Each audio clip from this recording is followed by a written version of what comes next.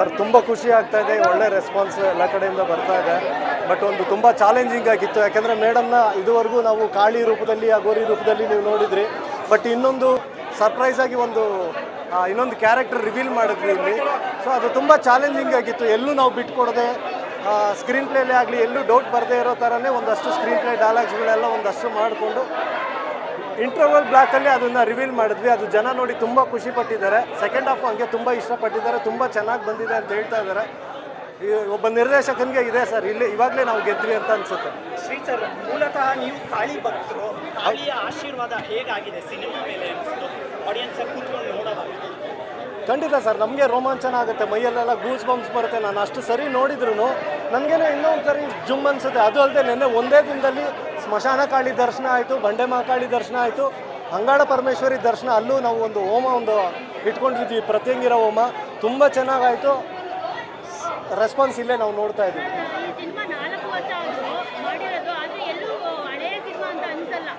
ಹೌದು madam, thank you madam. ಏನಂತಂದರೆ ಇದು ನಾವು ಅಘೋರಗಳ ಲೋಕ ಏನು ತೋರಿಸ್ತಾ ಇದ್ದೀವಿ, ಅದು ಫಸ್ಟ್ ಟೈಮ್ ಆಗಿರೋದ್ರಿಂದ ನಾವು ಇನ್ನೂ 2 ವರ್ಷ ಬಿಟ್ಟು ರಿಲೀಸ್ ಮಾಡಿದ್ರು ಅದು ಹಳೇದು ಅನಿಸ್ತಾ ಇರಲಿಲ್ಲ. ಇನ್ನು ಸೆಕೆಂಡ್ ಹಾಫಲ್ಲಿ ಬಂದು ಫ್ಯಾಮಿಲಿ ಸ್ಟೋರಿ ಏನು ಬರುತ್ತೆ ಅದು ನಮಗೆಲ್ಲರೂ ಲ್ಯಾಗ್ ಅನಿಸುತ್ತಾ ಏನಾರು ಅನಿಸುತ್ತಾ ಅಂದರೆ ಅಲ್ಲಿ ನಮ್ಮ ರಮೇಶ್ ಸರ್ ಟೇಕ್ ಓವರ್ ಮಾಡ್ತಾರೆ. ಕಂಪ್ಲೀಟ್ ಫುಲ್ಲು ಟ್ವಿಸ್ಟ್ ಮೇಲೆ ಟ್ವಿಸ್ಟು, ಸಸ್ಪೆನ್ಸು ಮತ್ತು ರಿವರ್ಸ್ ಸ್ಕ್ರೀನ್ ಪ್ಲೇ ಮಾಡಿದ್ದೀವಿ ಒಂದಷ್ಟು ಶಾರ್ಟ್ಸ್ನ. ಇಲ್ಲಿ ಹೇಳ್ಬೇಕಾಗಿರೋಂಥದ್ದು ಮುಂದೆ ಎಲ್ಲೋ ಒಂದು ಶಾರ್ಟಲ್ಲಿ ರಿವೀಲ್ ಮಾಡ್ತೀವಿ. ಸೊ ಅದು ಹಾಗೆ ಕನ್ವೆ ಆಗಿ ಜನಕ್ಕೆ ತುಂಬ ಇಷ್ಟ ಆಗಿದೆ. Thank you so much. ಟೂಲಿದೆ ಈ ರೀತಿ ಯಾವುದು ಸಮಸ್ಯೆಗಳಿರಲ್ಲ.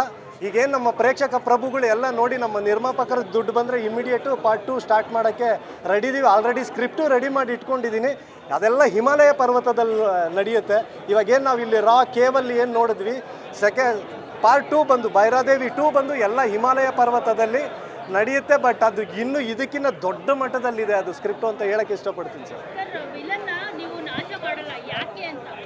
ಪಾರ್ಟ್ 2 ಬೇಕಲ್ವ ಮೇಡಮ್, ಅದಕ್ಕೋಸ್ಕರ